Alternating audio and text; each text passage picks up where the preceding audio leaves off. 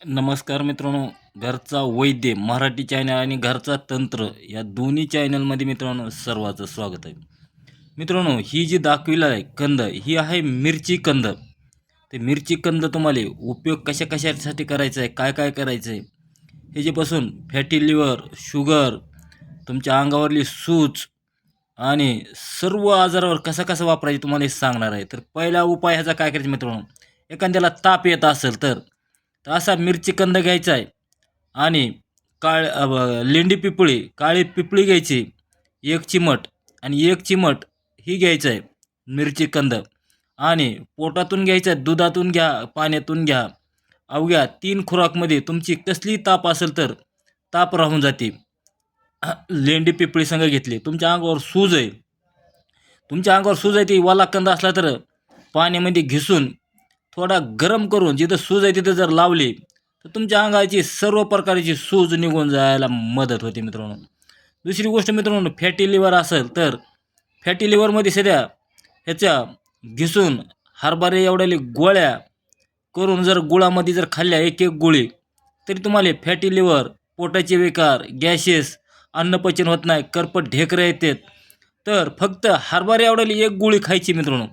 आणि निस्ता जर तुम्हाला कंद खायचा म्हणला तर एका हरभऱ्या एवढ्या एका टायमाला खायचा आहे, जास्त खायचा नाही मित्रांनो. ही जर जास्त सुपारी एवढा कंद खाल्ला तर माणसाला उलटी जुलाब व्हायची शक्यता असते. तर मित्रांनो, तर शुगर असेल आणि शुगरमुळं तुम्हाला लघवीतून काही प्रॉब्लेम असतील तर ती शुगरला सध्या एक हरभरा एवढा जर तुम्ही काही दिवस कंद खाल्ला तर रक्त पातळ करतं ही. आणि रक्त पातळ करायचं सध्या गरम असल्यामुळं रक्त पातळ होतं, रक्त धमनीमध्ये चांगल्या प्रकारे वाहत राहतं.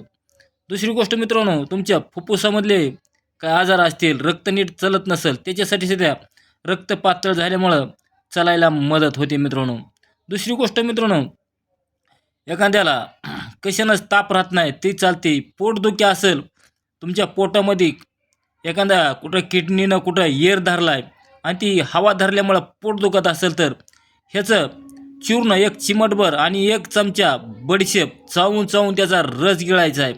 अर्ध्या तासानं जर तुम्ही असं केलं तर तुमच्या किडनीनं धरलेला एअर, पोटामध्ये पोटदुखी, आपत्काली विनाकारण पोट दुखतं अचानकच, त्याच्यासाठी सध्या पोटदुखीसाठी ह्या कंदाचा, मिरची कंदाचा वापर होतो मित्रांनो.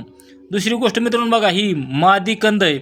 मादी कंद चपटा असतो आणि नरकंद असा बघा गोल राहतो. तर ही नरकंद आणि मादी कंद असे 2 प्रकारे आपल्याला कंद गवसलेले आहेत. तर ही आपल्याला दुर्मिळ वनस्पतीमध्ये गिनल्या जाते. ही वनस्पती जास्त बघायला भेटत नाही, जेणेकरून जूनच्या टायमाला आपल्याला पाऊस पहिल्या पावसातच फिरलं तरच 1-2 कंद गवसतात, नाही तर कंद आता दुर्मिळमध्ये झालेले आहेत.